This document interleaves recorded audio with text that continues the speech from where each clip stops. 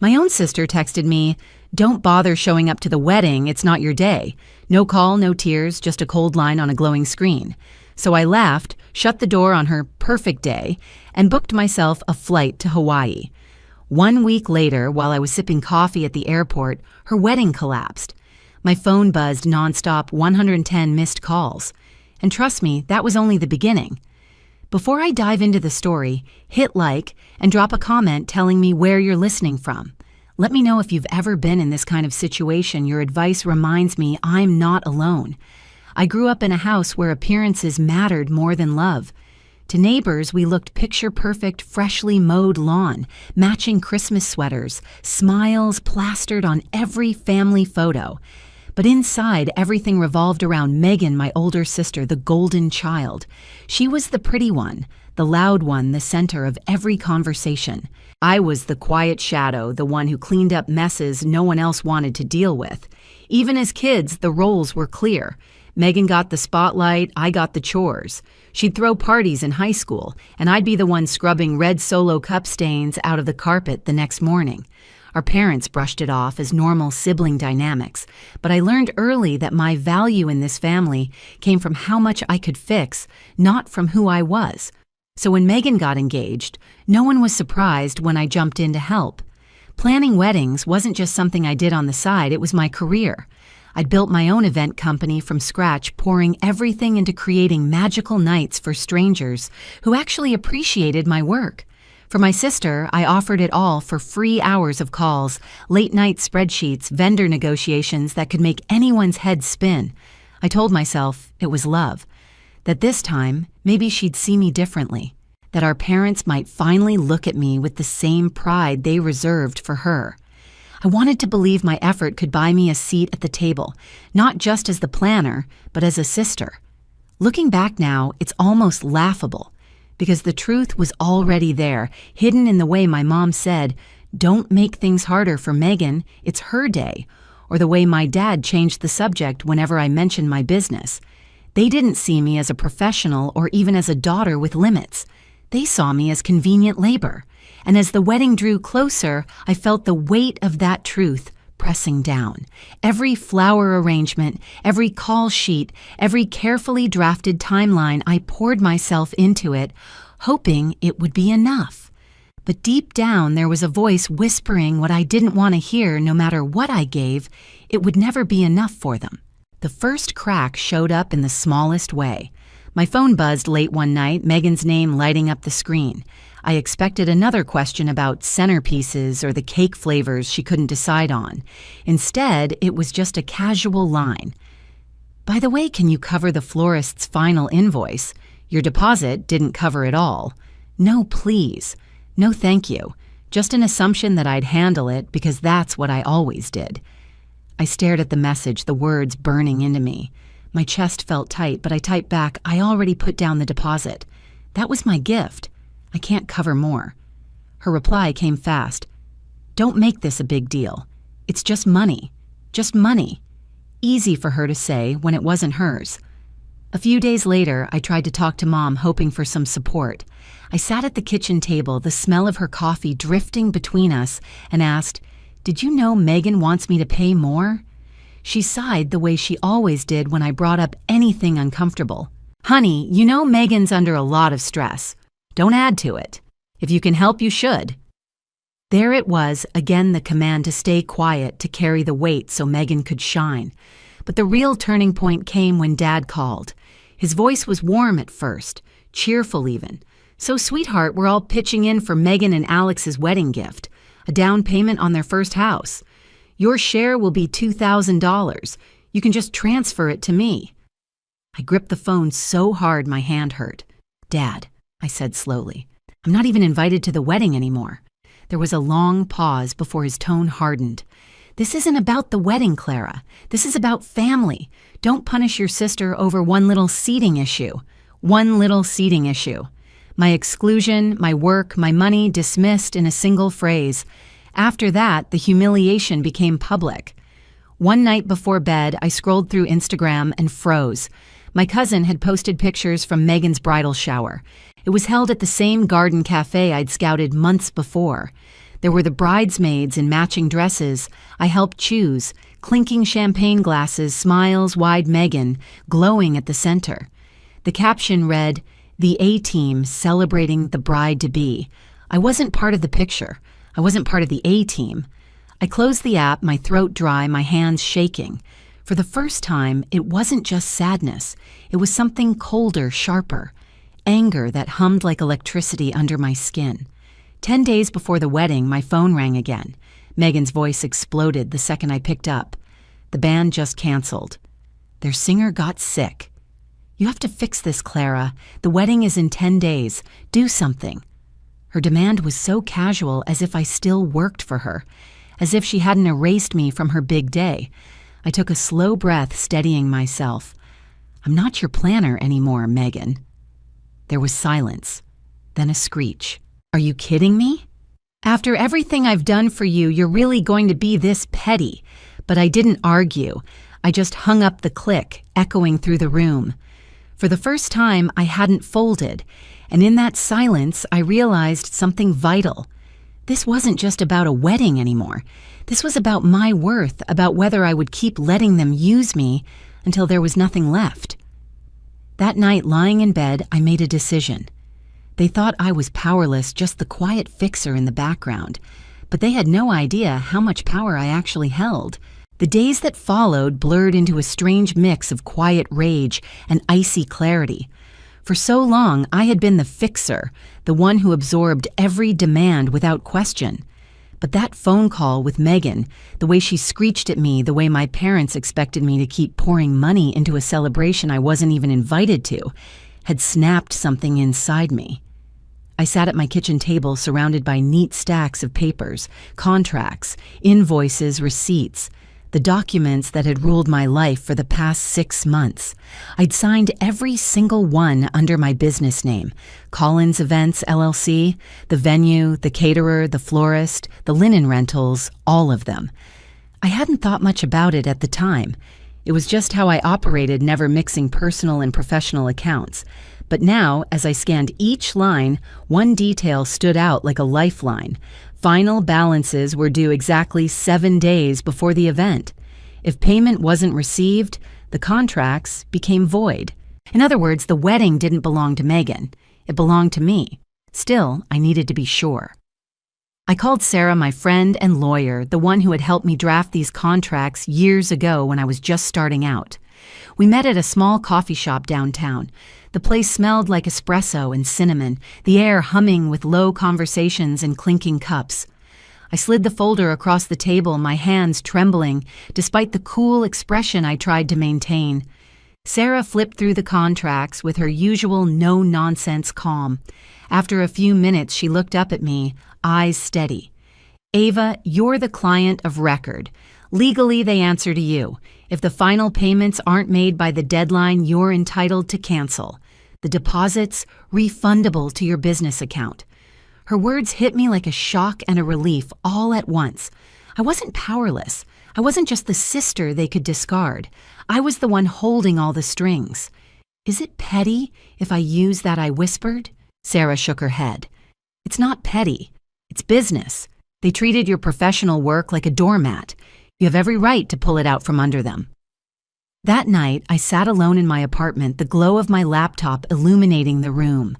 My cursor blinked on the screen, taunting me, daring me to take the step. I drafted 4 emails, one for each vendor. The words were polite, professional, free of anger. As the client on record for the event scheduled, August 30th, I am writing to inform you that I will not be remitting the final payment as stipulated in our contract.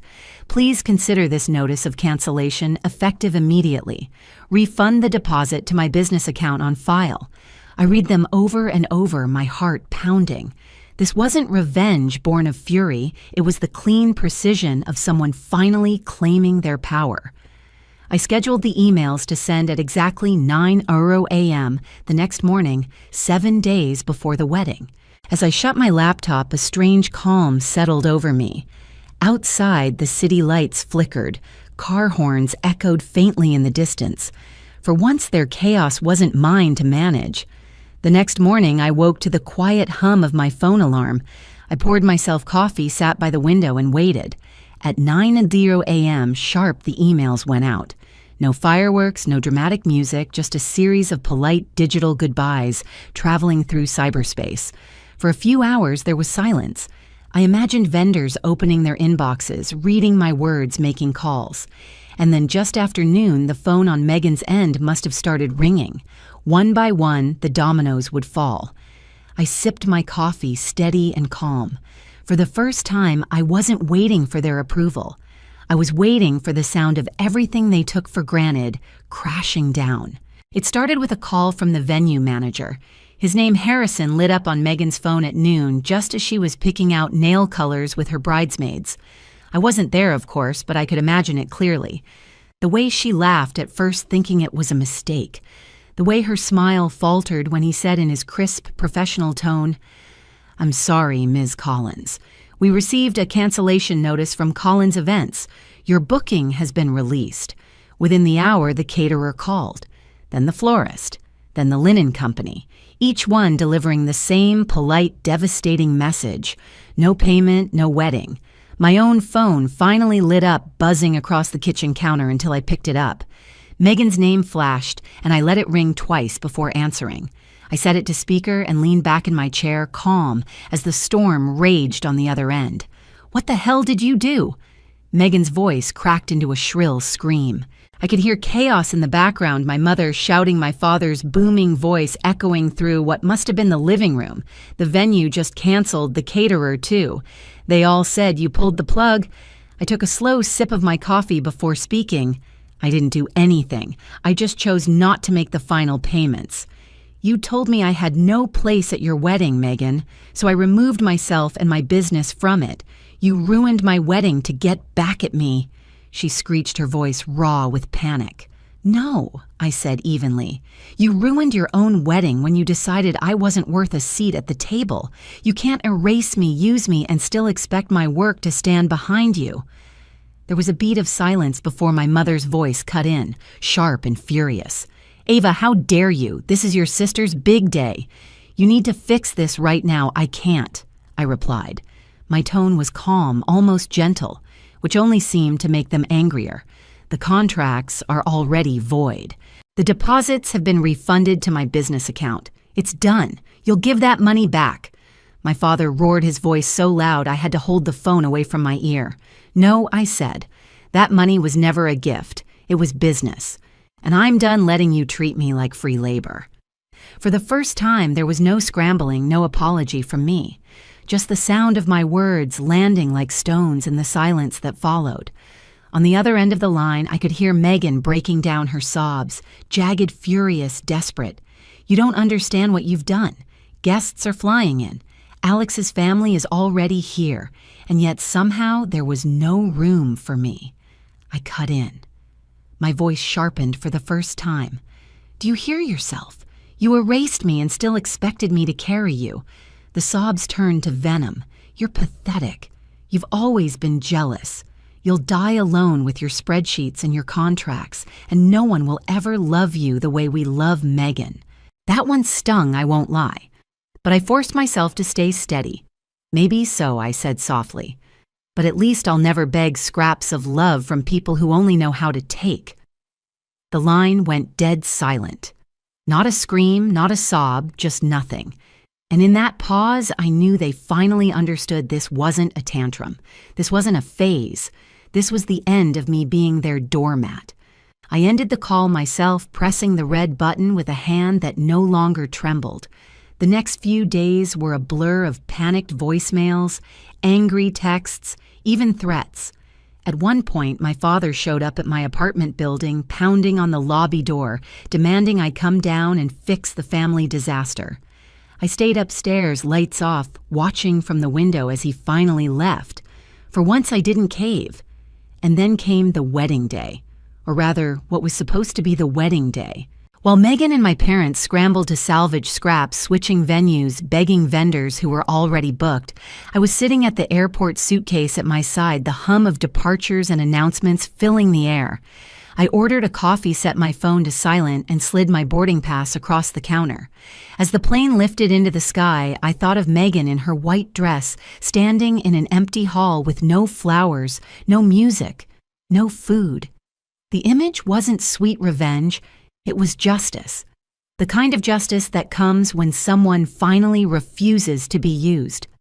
By the time my phone buzzed again, 40 new messages, 70 more missed calls. I was already soaring over the Pacific, watching the sunlight glitter on the water. And for the first time in years, the chaos wasn't mine to fix. The strangest thing about walking away was how light it felt. I thought I'd carry guilt or maybe regret, but all I felt was space, like I could finally breathe without their weight pressing down on my chest. News trickled back in pieces.